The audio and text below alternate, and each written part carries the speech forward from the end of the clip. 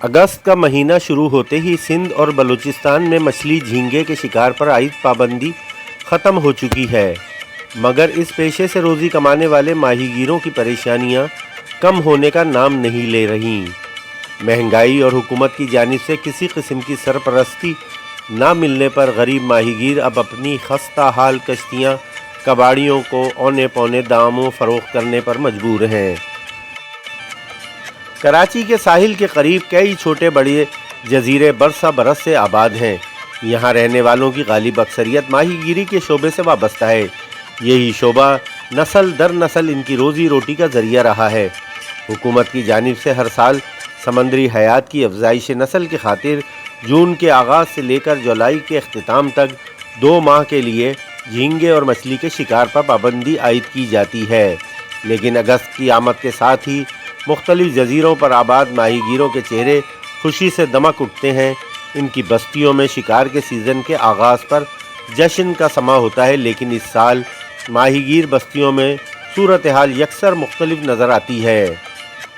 بہت سے ماہی گیروں کا کہنا ہے کہ کھلے سمندر میں شکار پر جانے والی ان کی بہت سی لانچیں بروقت مرمت نہ ہونے کی وجہ سے ناکارہ ہو چکی ہیں اور وہ اس قابل نہیں کہ انہیں شکار کے لیے کھلے سمندر میں لے جایا جا سکے۔ کئی ماہی گیر جو اپنی لانچوں کی مرمت کی استطاعت نہیں رکھتے، ناکارہ ماہی گیر کشتیوں کو کباڑ میں فروخت کرنے پر مجبور ہیں۔ درجنوں لانچیں یا تو جیٹی پر کھڑی ہیں یا مختلف جزیروں کے کناروں پر بندھی حالات کی ستم ظریفی کا المیہ بیان کر رہی ہیں۔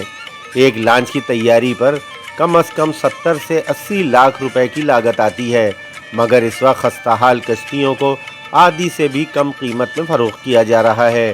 حالیہ دنوں میں 25 سے 30 خراب لانچیں اونے پونے داموں بکی ہیں۔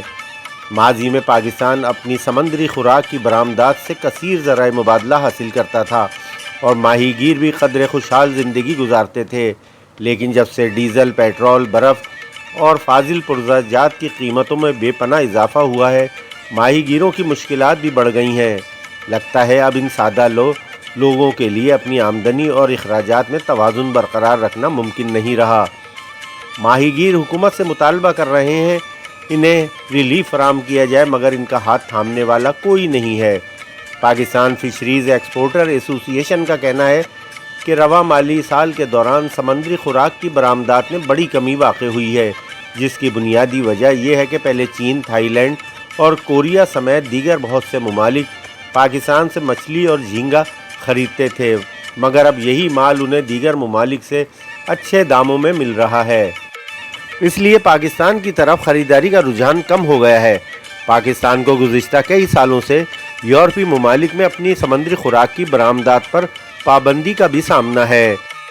صفائی ستھرائی اور عالمی معیار کے انتظامات نہ ہونے کی وجہ سے کئی بار یورپی یونین کے ممالک کے وفود پاکستان آئے، لیکن ہم ان کے مقرر کردہ معیار کے مطابق انہیں مطمئن نہ کر سکے، اس لیے یہ پابندی بھی نہیں ہٹ سکی۔